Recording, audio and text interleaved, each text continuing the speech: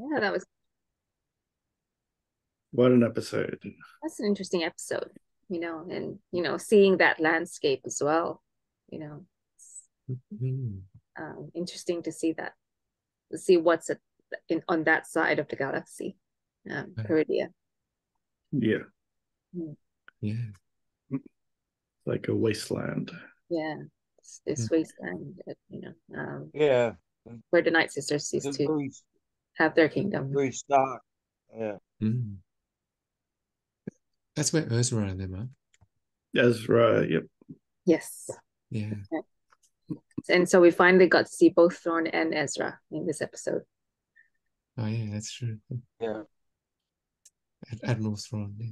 Mm, Yeah, Admiral Thrawn is finally back. yeah. He's definitely prepared for war when you can see all the troops there. Yeah, the troops were like really battered up. Yeah. Who's a stormtrooper with the yellow helmet?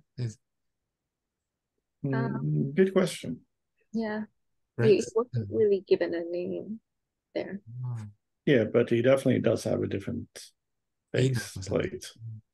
Mm, Was it yellow or gold? Probably It gold. was probably gold, and Probably. then it just faded over time. Like the rest of the stormtroopers, you could see how battered they were. Oh yeah, a lot of dust and all that. Yeah. Yeah. Yeah. Yeah, they were definitely not like freshly new. It's Mm. like there's been worn. Yeah. Very good. Very good. Yeah, that's right. Yeah, very interesting to see. But this part of the galaxy and where they've been stranded, and who knows how long they've been stranded there, right? In a number of years, I'm sure. Yeah. Yeah, it would have been many years. Mm. Yeah, it's true. Definitely, a lot has changed in the meantime, which they probably didn't know about Mm. because they've been stranded there for a long time. Yep. So I think the Night Sisters would have told Thrawn everything that had happened because the Night Sisters were able to communicate with Morgan. Mm. I don't understand why they can't just take off. Because they are in a completely another galaxy. Mm. Oh, okay, so they wouldn't know where to go to. No, Yeah. because they're like in the unknown regions or completely another galaxy. Yeah. Mm. So likely it wouldn't have been charted at all. Yeah.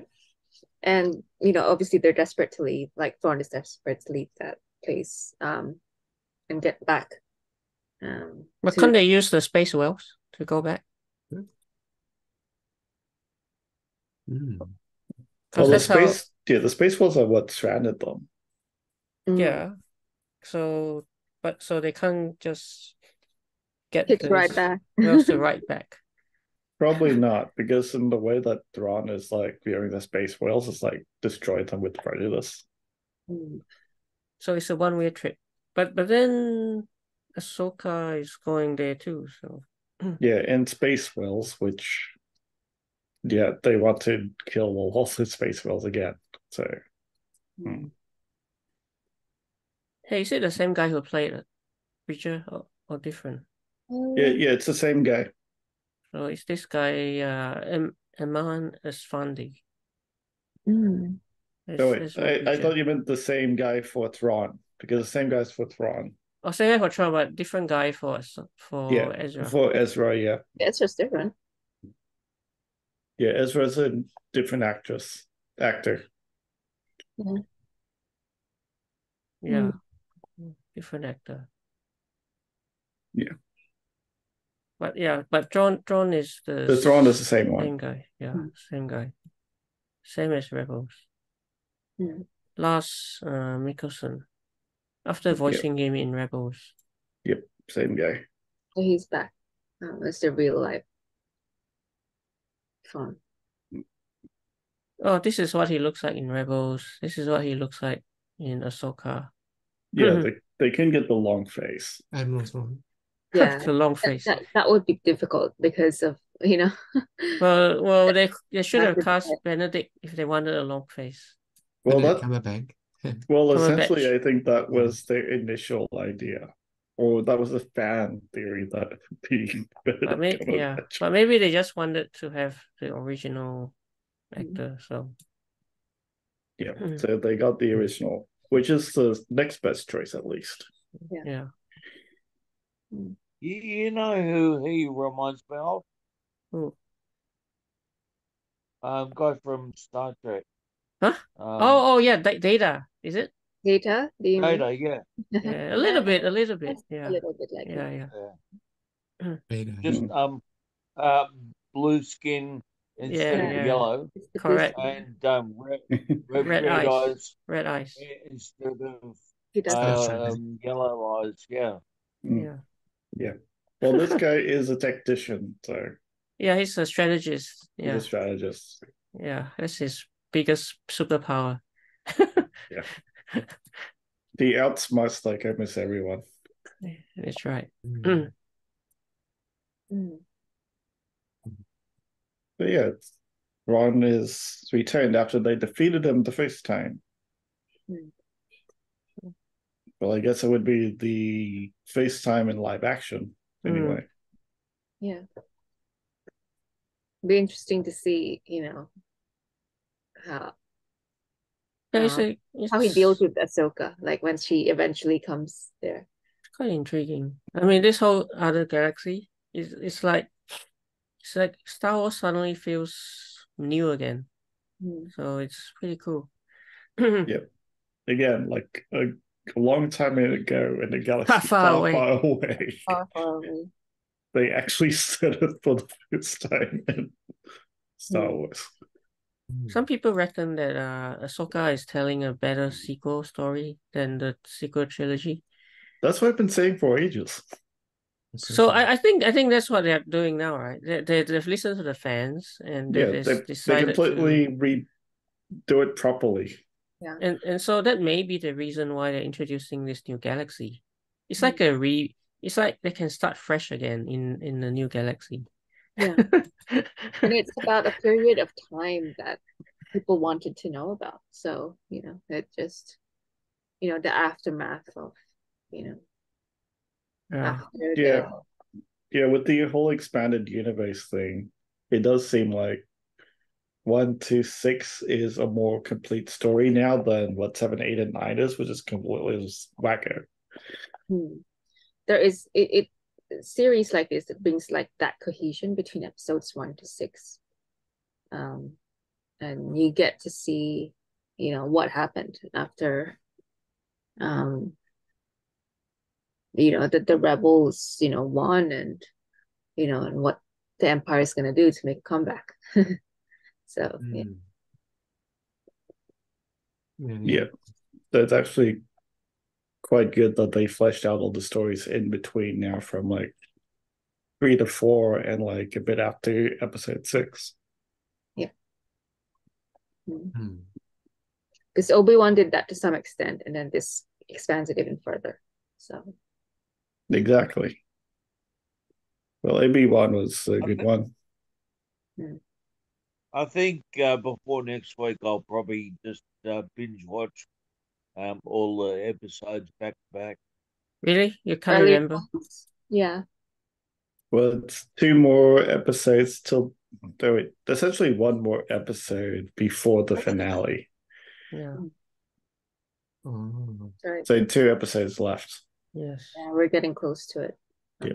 They have a lot to cover. Yeah, that's why I want to binge watch and like solidified what I remember of all of them. That's probably a good idea to just kind of remind yourself. That would be about what, 3 hours maybe? Yeah, Yep. especially with my short-term memory. Yeah, and it helps like with sort of remembering all the things that you might have missed the first time you watched it, sort of thing. Yep. You can see maybe some additional stuff in there if you rewatch it. Mm. Yes. So this episode they didn't really go through too much, but they covered they covered enough. I think there was enough of like pushing the story I forward. think the fact that they introduced Thrawn is enough because that's And the Ezra. moment that we've been trying to. Yeah, exactly. Too, right? So that's Because enough. that's what people have been looking forward to seeing in this whole series, is seeing them back again. So and we got them both back in this episode. So it's fantastic. Ezra, Sabine. It's interesting that some people say this episode has some aspects of Dune in terms of the Which one? Probably. the way the desert feeling. Yes, That's the it. way it looks, and also the space opera feel of it. Or maybe. so, yeah. Mhm. In fact, I think Star Wars originally may have been influenced by Dune as well, because the spice, the spice and all that is also used in Star Wars. Well, they Yes. all copy each other in some way. Question is, which came first? Yeah. I think Dune came first. Think so, yeah. Yeah. But yeah, it's a very interesting episode to see, what everyone's kind of motive and agenda is, seeing that sort of come together. Yeah. And at least in this one, they like finally explain the whole Dathomirian sisters and Morgan Elspeth as not exactly a proper witch of Dathomir. Yeah, she's described as a child of Dathomir, but she isn't really considered like as one of like the great mothers there. Like she's different to them. Yeah, like even the whole look of them, like the Dathomirian sisters that we see in this episode were they look one, they were a lot bigger, and two, they actually did have the pale faces, which we had saw in like the animated versions as well. Okay. Yeah. Because from what people said about Morgan Elspeth when she was introduced in The Mandalorian, was she didn't look like a Dathomirian because she didn't have a pale face. She looked more human. It is. Yeah, it is a big difference between her appearance and the great mothers. It's very, it is quite a bit of a contrast. Yeah, so that's what they were meant to look like. So at least they covered that part up. So they finally explained that. So she is not exactly like one of those Dathomirians that we do know. Or like a human hybrid, likely. Could be. I mean, they are her, her people. Like she considers them her people, and she's obviously, come from that line because they're her ancestors. But yeah, she appears to be of mixed blood. Yeah. So it'd be interesting to know actually a bit more about her character's history. And how she even came to become allies with Thrawn. Yep. And we're introduced new aliens and stuff in this one. Completely new. They're very interesting. This kind of turtles. The shells, yeah. They look like turtles. But turtle people, and also those enemies which Ahsoka, which Sabine had to fight. Which he did bring out a lightsaber. They look like a cross between turtles and snails. Yes. A little bit, yeah. I reckon they look like trolls. Probably, yeah. They remind me a bit of the ninja turtle warrior. Whatever they are. The Teenage Mutant Ninja. Yeah. Well, without the sun visors and paint. Yeah. Yeah. So we're introduced to a new galaxy with a new species. Yes. Some new species. 11 Easter 11. eggs. Wow. Which one? Oh, yeah. Yes. Well, the A hyperspace long effect time ago in a galaxy rare. far, far away. Oh, the hyperspace. Yeah, it's a new effect. Hmm. Because Mhm. traditionally like, it was yeah. blue and white. This one has a bit more color to it. Yeah. Oh, This may reflect Probably because they are. exotic material. Yep, and also by the Peggle as well. Yes, they're traveling at phenomenal speeds.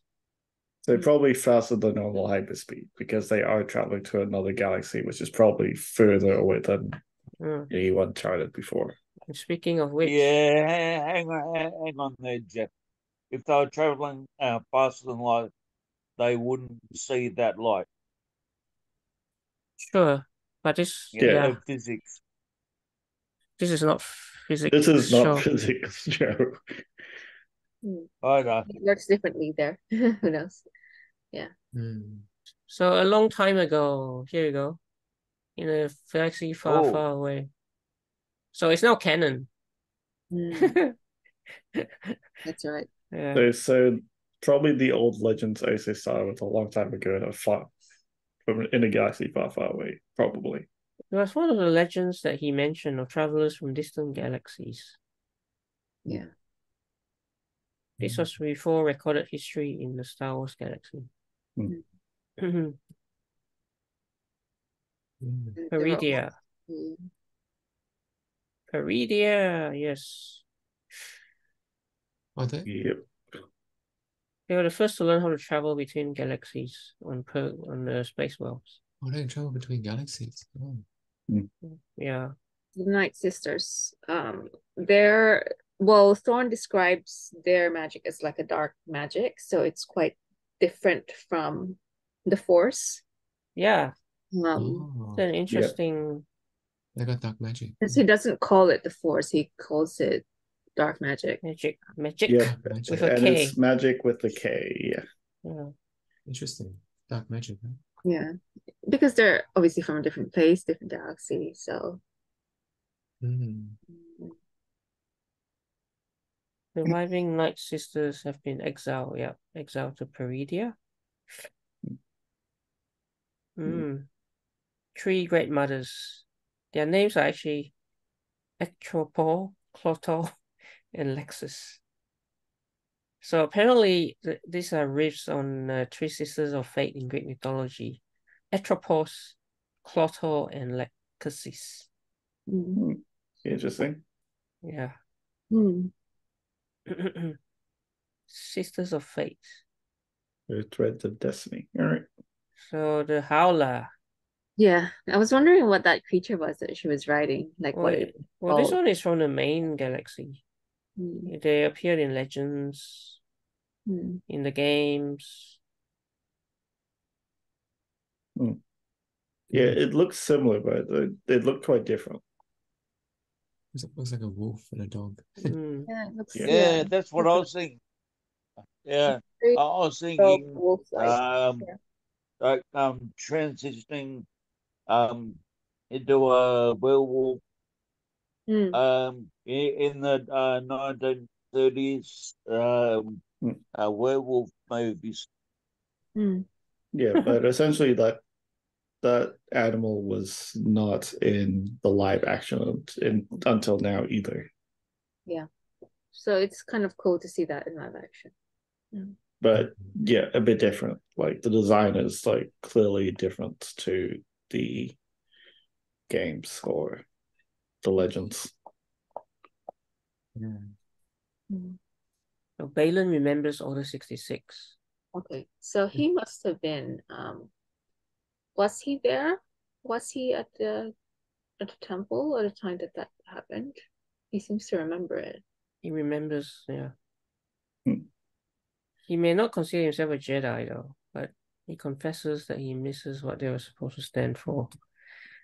So interesting character.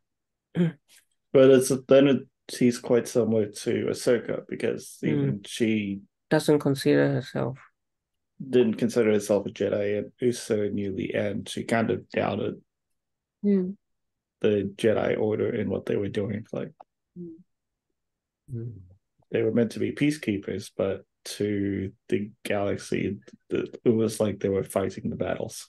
Yeah. Like they forgot what they stood for. Mm. The cycle of light and darkness. 20,000 years. It's a long time. Oh, the Chimera. Yes. What a ship. Star Destroyer. Yeah, you could see like all the paints and stuff on it. It's like the design. Customization of even painted. Yeah. The Superstar Destroyer. In keeping with him withdrawn, because he loves artwork apparently. Mm. So he's always loved studying artwork. He painted his own ship, see? Yeah. So the ship survived. It certainly looked embellished in some way, you know. Yeah. But it looks damaged, but it's been in a battle. Mm. But the ship survived and the stormtroopers with it. Yeah. Oh, it just looks like the very first episode of Star Wars. Exactly. Yeah. That shot, that classic shot. Yeah. Yeah. And I saw that at IMAX when IMAX was still down at Darling Harbour. Yeah. And yeah, it was like so big that it just went over my head, and I was like crouching down in my seat. This was happening in the re-release, like right? You're not talking about when you went to see it in 1979. I don't think there was IMAX back then. 1979.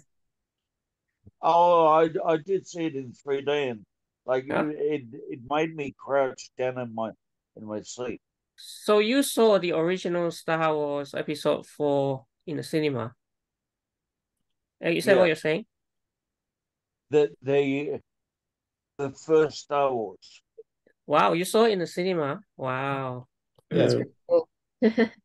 When was the first Star Wars? 1979 or 78? 77, I think. 77. Oh, 77. Wow. Then IMAX would have been around by then. Yeah, IMAX would still be around. I'm really old. Yeah, I'm really old. We haven't all been born yet. We're not born yet, actually. I wasn't born yet. We all weren't, yeah. Many years. So I wouldn't have had the opportunity to experience Star Wars Episode 4 in the cinema. You would have been a baby. That would have been quite an experience. Yes. Even though they did re-release it like over time. It's still but IMAX was a Japanese invention though. Yeah. I mean, that's such an amazing experience too. Yeah. Would have been pretty good seeing it live, yeah. It was actually in 1970. It's IMAX, yeah. Yeah. The Superstar Destroyer. But yeah, it would be pretty spectacular to see these kind of scenes on IMAX. It's just exactly. really suits, it's quite epic.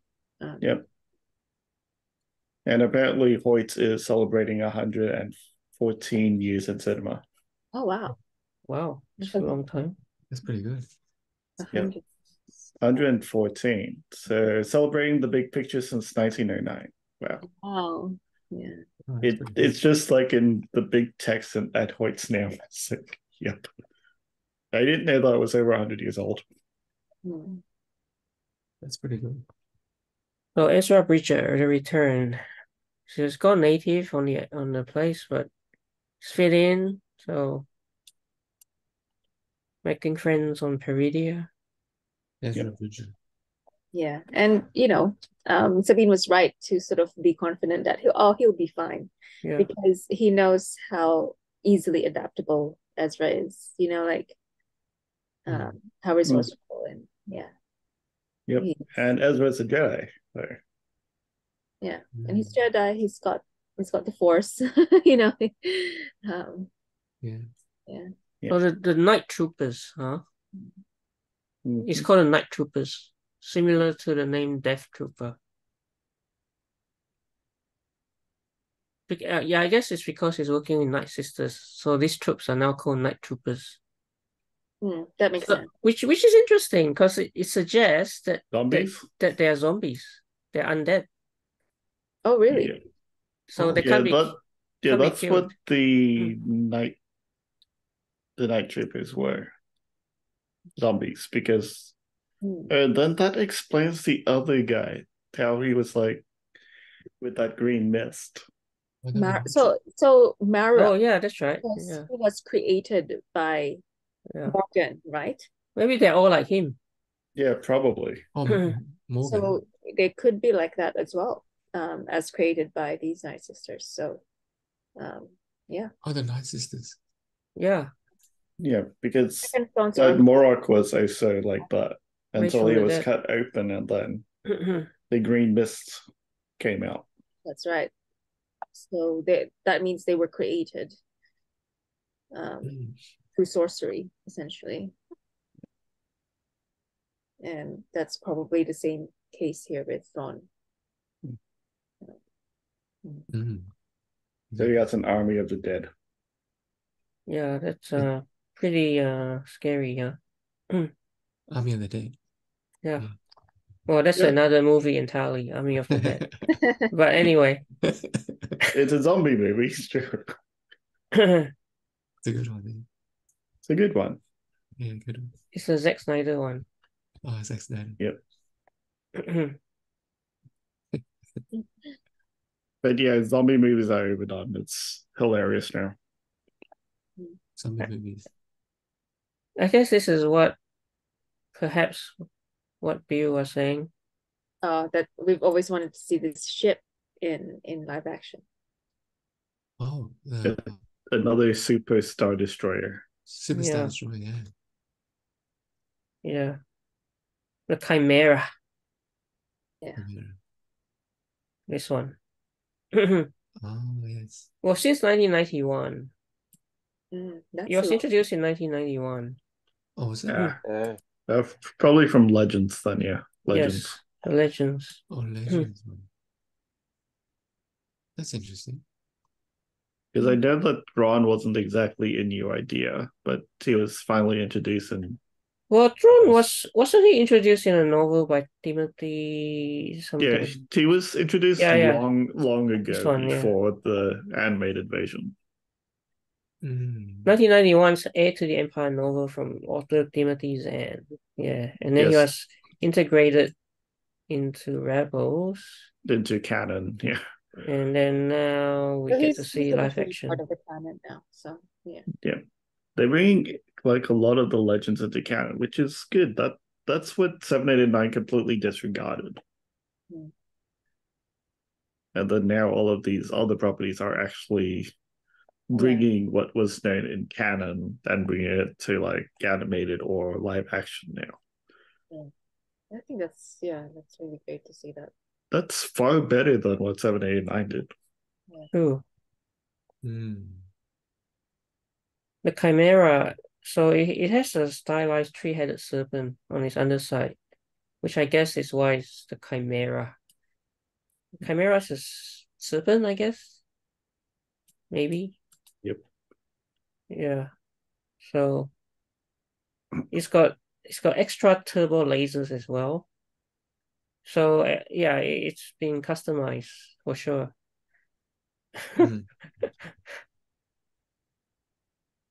So it's kind of exciting to see this in action. Yeah. Yep. It was definitely worth the wait to see this. And you can definitely 32 years. You can definitely see the battle scars in that image. Yeah, it says lingering damage and scars from the Star Wars as well. Because the Star Wars would have transported the epic starship to the galaxy. So it would have, had to sustain some damage in the travel as well. It looks like a lot of damage. The whole underside is like so ripped.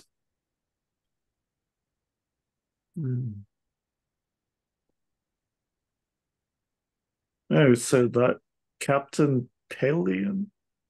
Who's Captain Pelion? Oh, Captain Pelion. And the promises made in the Mandalorian Season 3 are coming true. Yeah, they did hint about a resurgence. So now Thrawn returning will make that come true. Yep. Yeah. Heir to the Empire. Yeah, so maybe that's how the season ends, his return. It's return. and that will be the cliffhanger. Yeah. It is possible that they want a season 2 because I didn't really see how well they could finish it in 2 episodes. I feel like it would be rushed if they try to pack it all in just 2 episodes. Exactly. I think there's definitely potential for season 2. If they leave it at a cliffhanger, which is actually would be a good way of doing it. Because I'd love to see what Thrawn does, Well, don't forget that there is gonna be a live action Star Wars movie that ties together everything in the TV series. So Thrawn would be perfect for a live action Star Wars. That would be great to see in an actual movie. Yeah. Probably. Yeah, a lot more screen time if we do know the character quite well. So a chimera is in Greek mythology is a fire-breathing female monster with a lion's head, a goat's body, and a serpent's tail. Oh, so 3, 3 animals in one. And also a thing which is hoped for, but is illusionary or impossible to achieve. Yeah. Interesting. Yeah. Well, I'd be interested definitely to see more of that. It's a really cool looking ship. Yeah. They'll definitely use that more for sure.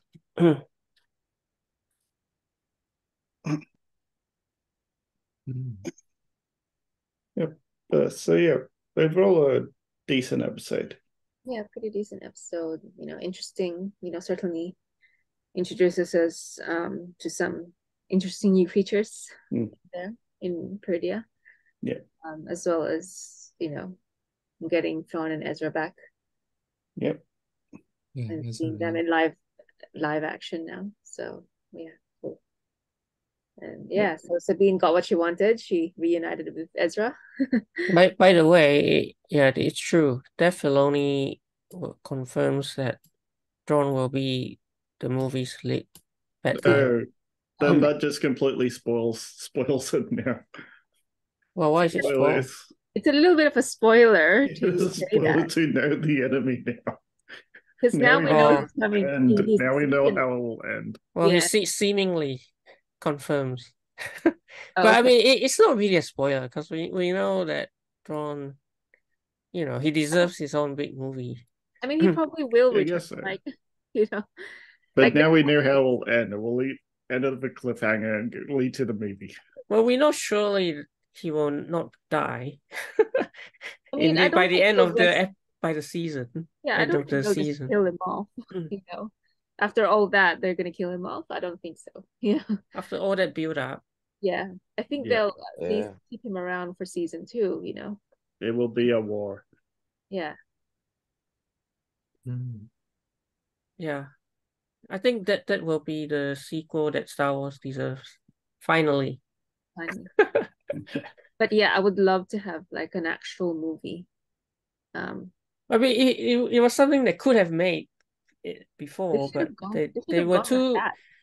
I don't think they had the courage to do it because I think it was a safe way just to continue the Skywalker story, and not because this is a bit of a risk. Yeah. But although on TV it probably is a less of a risk. Maybe. But yeah, it's hard to say. But yeah, I'm glad they did it on TV anyway. Which then might lead into the movies. Yeah. Maybe they needed to build him up first and give us I think it's better this way because you get more screen time. Yeah. You get to learn all the characters better.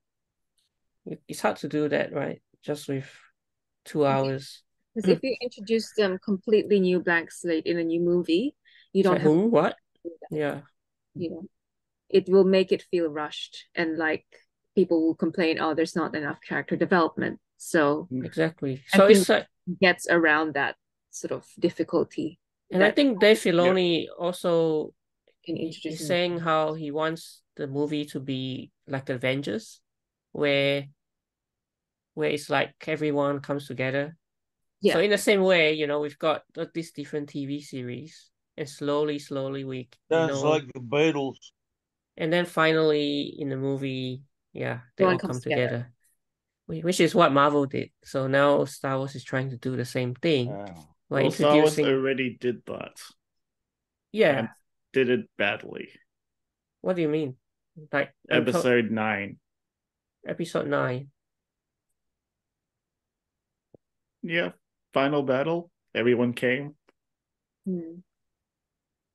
Oh no, but this is more like what Marvel did, right? They introduced each character one by one, slowly, and then they did it better.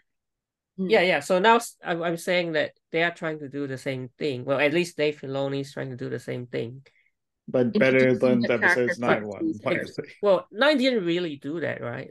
Like it tried to. I mean, the characters were not entirely new. Like they were still building off the Skywalker storyline. Yeah, because and the end battle with like everyone was just like really weird and awkward. Yeah, so I think they needed to be smarter about doing it this time. Yeah, so hopefully, Well, they've been a bit more strategic, like just building the piece, like putting the pieces in place, building up the characters first, so that when he does have that movie, you've got Thrawn, you've got Andor, you've got Obi-Wan. It makes got the Mandalorian as well, so they all come together, and it'll make sense when they do come together, rather than like, why is this person here? Like, it's just I think maybe he's trying to do it maybe he's sort of learned from what didn't work the sequels, so he's doing it in a different way, in a more cohesive way.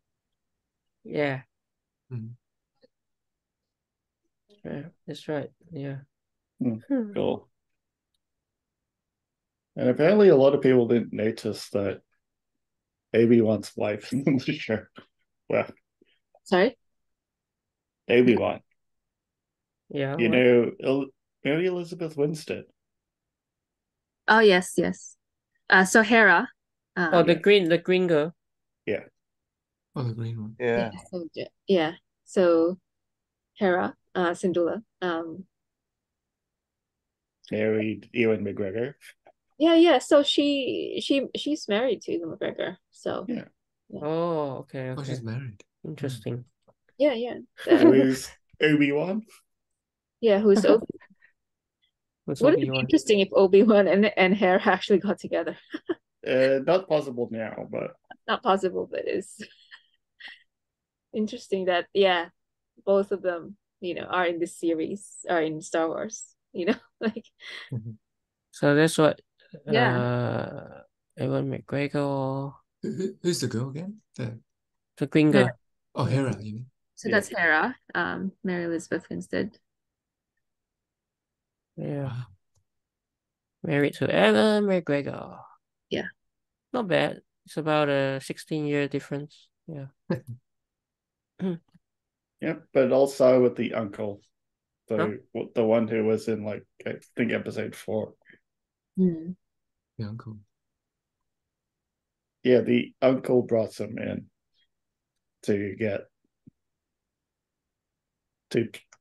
to possibly play with the part of Obi-Wan, and he actually got it.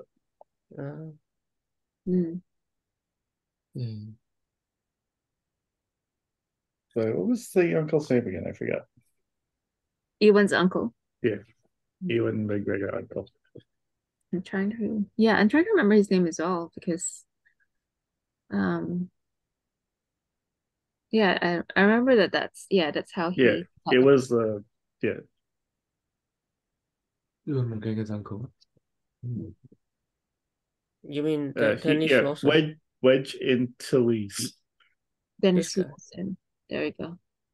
Yeah, Scottish actor who portrayed rebellion pilot Wedge. He's the maternal uncle of Ewan McGregor, who portrayed Obi-Wan Kenobi. Yeah. Yep. So he brought him in. Yep, his family brought him in. Now it's all like part of his family, isn't it? Even his daughter played a little part in Obi-Wan. And also, apparently that's how his wife got the role of Hera, was because she had visited him on the set of Obi-Wan. Oh. Yeah, And it's like a so family. she got noticed by like the producers or something, and they decided she might be good for Hera.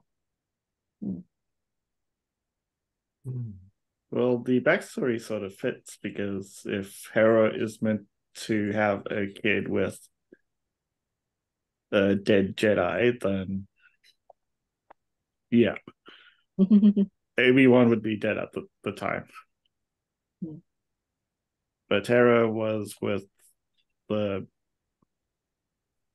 what was the name? Kanan Jarrus.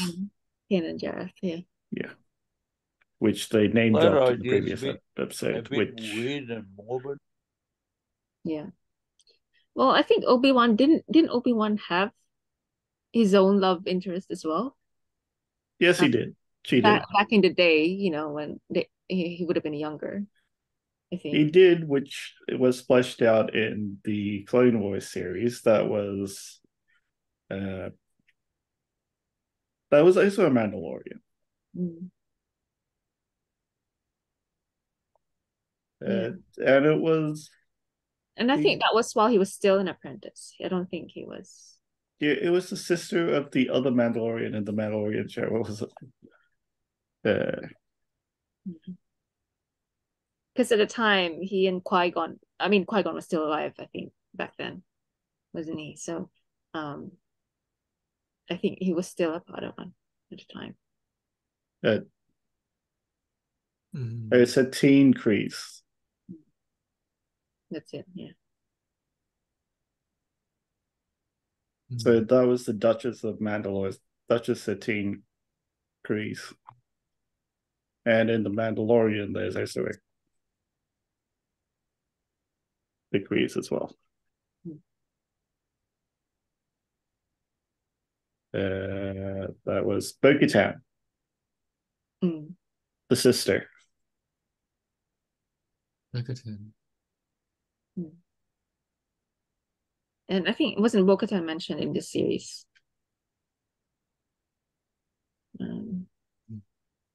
Probably just through the mural, maybe. Yep. No, Bo-Katan didn't work with the rebels. She worked with the clones in the Clone Wars and with the Mandalorians in the Mandalorian show. Oh, okay. So she wasn't part of the rebels crew. Okay. But yeah, the name sounded familiar.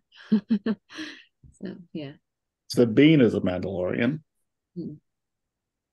But that's Sabine Wren. So that's a different Mandalorian, but yeah, still Mandalorian. There's a lot of Mandalorians now. Yeah, they're introducing the Mandalorians more. There's so many Mandalorians everywhere now. And to think when they introduced Boba Fett, like 4, 5, and 6, he was like one of the only ones. Yeah. Now there's so many Mandalorians left, right, and center. Yeah, that's interesting. Yep. So Bo-Katan at this point would also be like, this would be set, I think, a bit after The Mandalorian season 3. Yeah. All the series have to be, kind of around the same, because the movie's gonna tie them all together. Yep. So this would be set a bit after Mandalorian season 3. So that kind of works out. Mm. I was wondering something about the Mandalorian. Mm. Um, are the husbands allowed to see their wives' faces? Face. Like, yeah, in private, can they remove their helmets to see each other, or is it just like a blind a blind marriage all the time? That was only for the children of the Watch. They held that belief. Mm. Okay. Okay. But the other Mandalorians that Oh, we know, yeah. they take their helmets off. Like Bo-Katan always kept taking the helmet off. Duchess Satine Grease would also was without a helmet. Mm. Maybe it was all. And a lot of the other Mandalorians, Boba Fett, yeah, took off his helmet. A lot of the other Mandalorians from the Clone Wars and in Rebels took off their helmet. Like Sabine Wren, Yeah, the Mandalorian in the show, goes around without a helmet. yeah, she's not wearing a helmet. Yeah. Mm. Yeah, I remember that from Mandalorian. Yeah. Yeah. Yeah, So, so it's only for the children of the Watch or that particular clan mm. or Death Watch, for that matter. Yeah. Mm. Hmm. Yeah. Mm. So their marriages would be akin to, say, an arranged marriage. Mm. Mm. Not Wouldn't sure. really know Yeah. that. Yeah. Yeah. Mm. Yeah, but it does seem like Sabine really likes Ezra. Yeah, definitely. Mm. Like she did everything to get to Ezra. So Yeah. Mm. Tonight's episode was pretty good.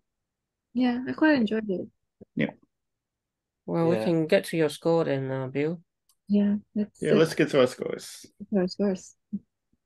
Yeah, What's okay. Well, I enjoyed how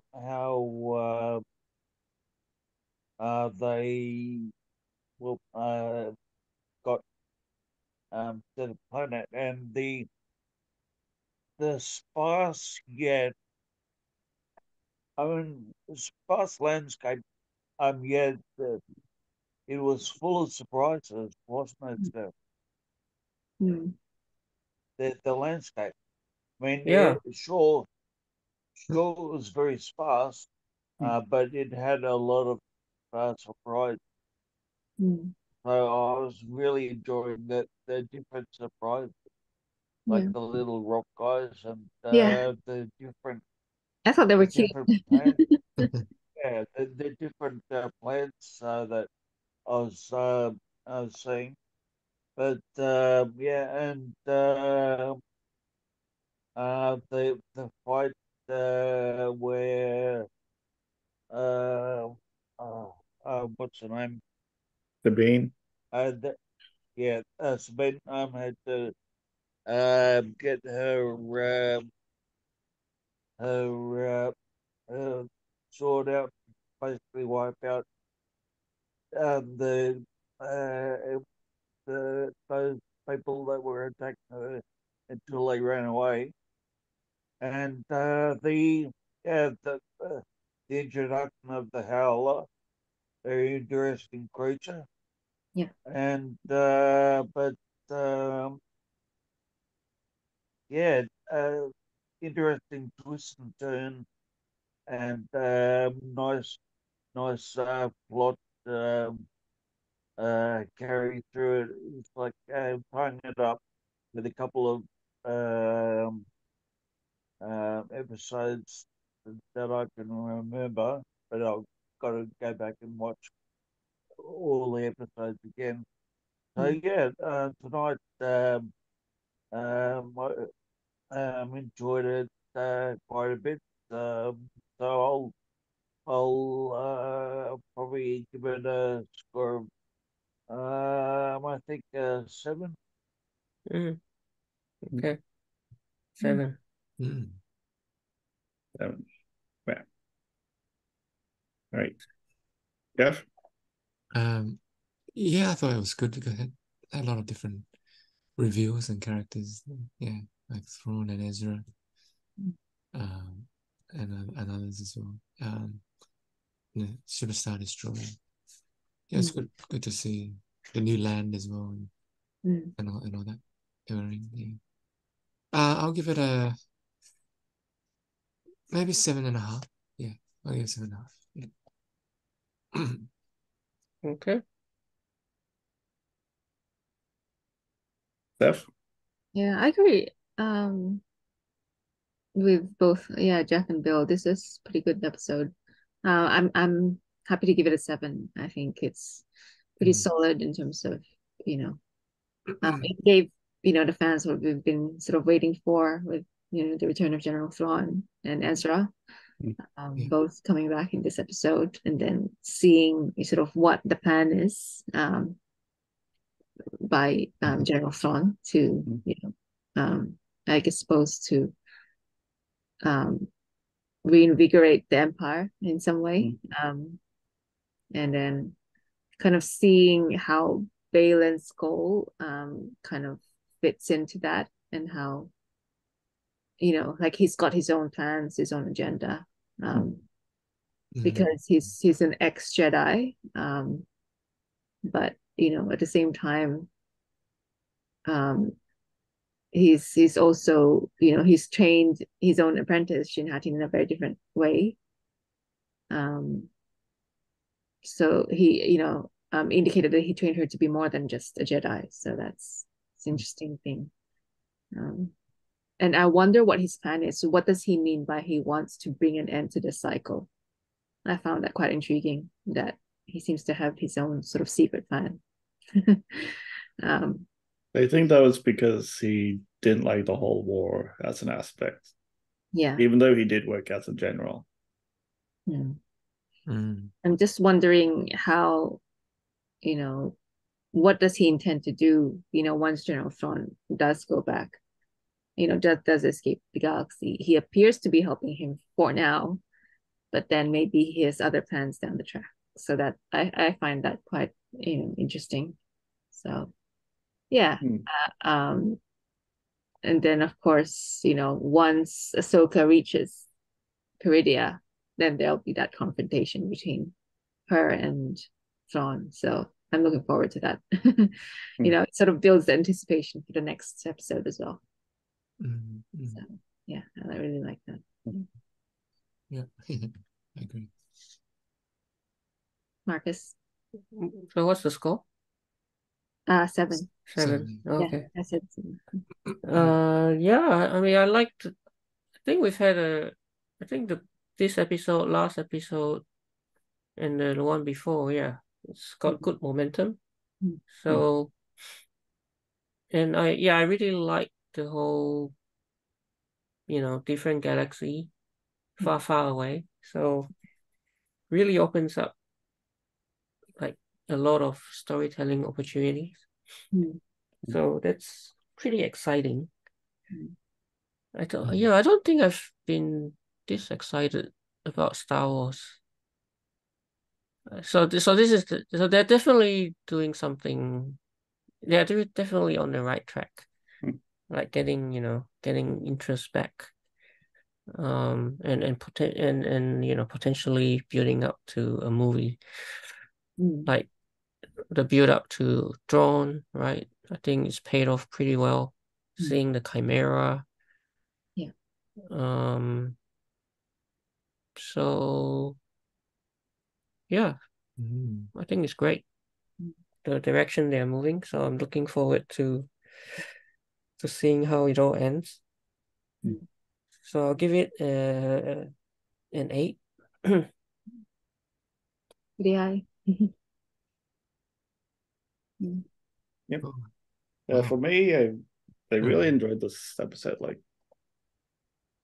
do you think that not a lot happens, but a lot does happen in what they were talking about, like the whole Balin skull with talking about the light and dark. He misses the idea of the order, but I see what he's getting at there. Like the whole idea of the order, they lost their way. Even Ahsoka figured that out.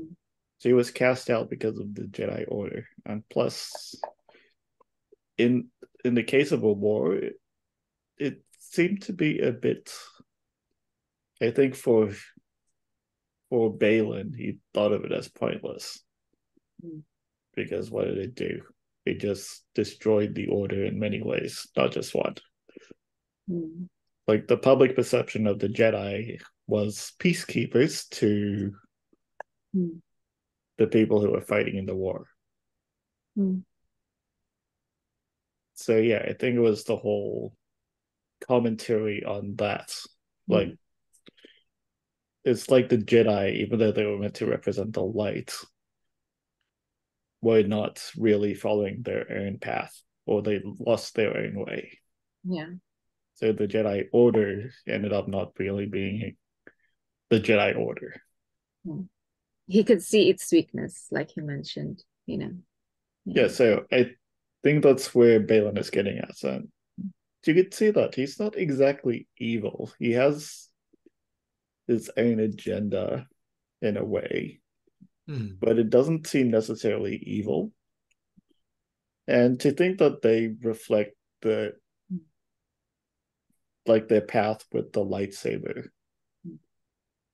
His lightsaber is orange, not really red. So we don't really know his actual full intentions. Like it's not exactly full evil because it's not full red. Ahsoka's is white because she's neither light or dark now. It's a really interesting aspect of you just looking at the color of the lightsaber as well. It tells you what their character is. Yeah. Oh yeah. That's so if it's orange, it's not full evil. Oh, yeah. But yeah, it's still hinting that he is quite bad still. Like he's still a mercenary.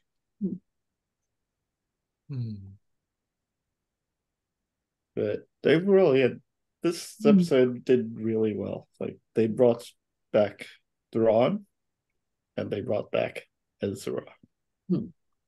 We finally see Thrawn in person. Elias Mickelson. They voiced him in the previous series as well. Ezra, a completely new actor, but I think this actor does well with the part. Yeah. Like he's meant to be more adult instead of the teen that we know in Rebels. Because it's meant to be many years difference. And I do want to see where they go with the Sabine and Ezra maybe love story interest. Oh. Who knows whether that will, become more than just friendship. We'll see. Where the series takes it. Yeah, because they hinted it in Rebels, so maybe. Because she was willing to go so far just to go there and save Ezra. Yeah. Like she believed that Ezra was alive for so long that she risked a war just to get him back. Interesting.